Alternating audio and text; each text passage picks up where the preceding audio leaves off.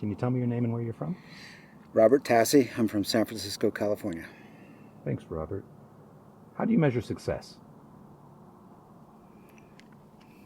Well, there's a few different measurements, and it depends on where you are in life with it, I suppose. At one point, I measured success by the financial remunerations factored against the efforts put out.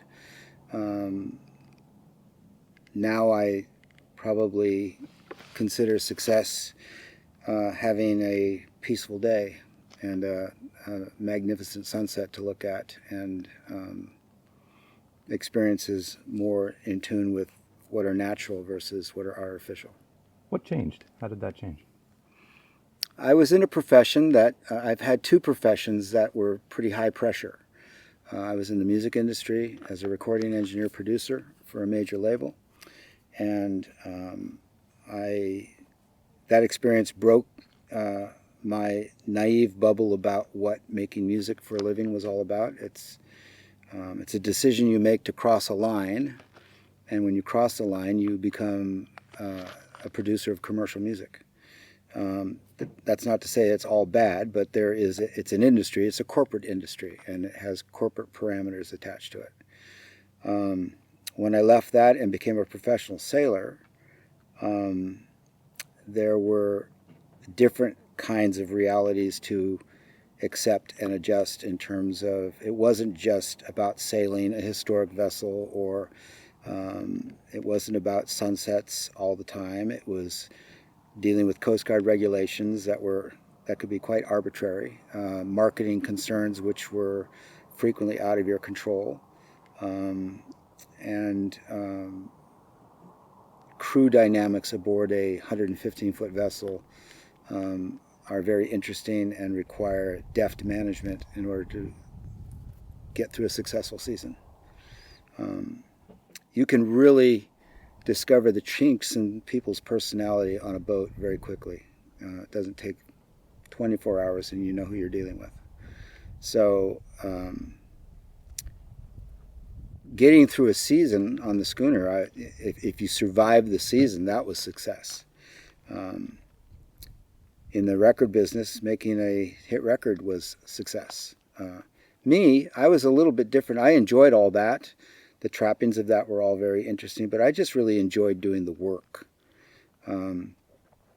I have very few mementos of my music business life. The few that I have are in the bus. A couple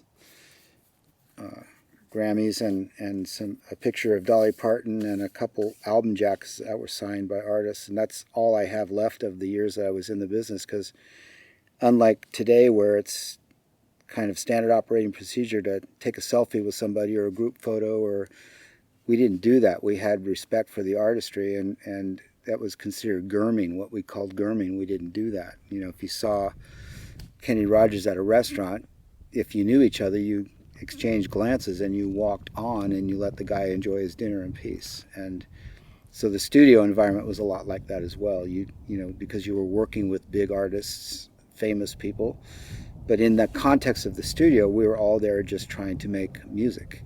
And that's a special relationship. It's different than the relationship they have with their family or their friends. I had years worth of great relationships with recording artists that the only place we had a relationship was in the studio.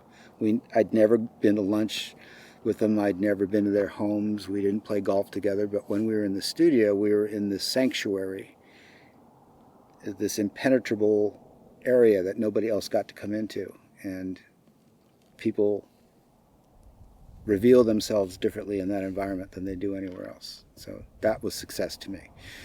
But from the pinnacle of success in the music industry for me was the look on the musicians' faces as they're filing into the studio in the morning.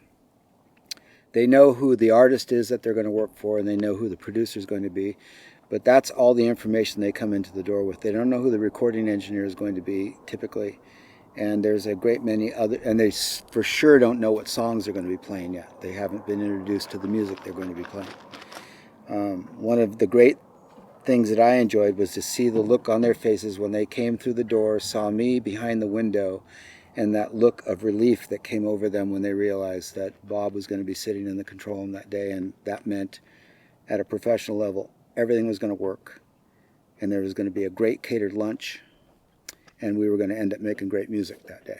And more than all the fame chasing, to me, that quiet little unnoticed moment of art was my payoff. And of course, the paycheck at the end of the session was always very nice as well.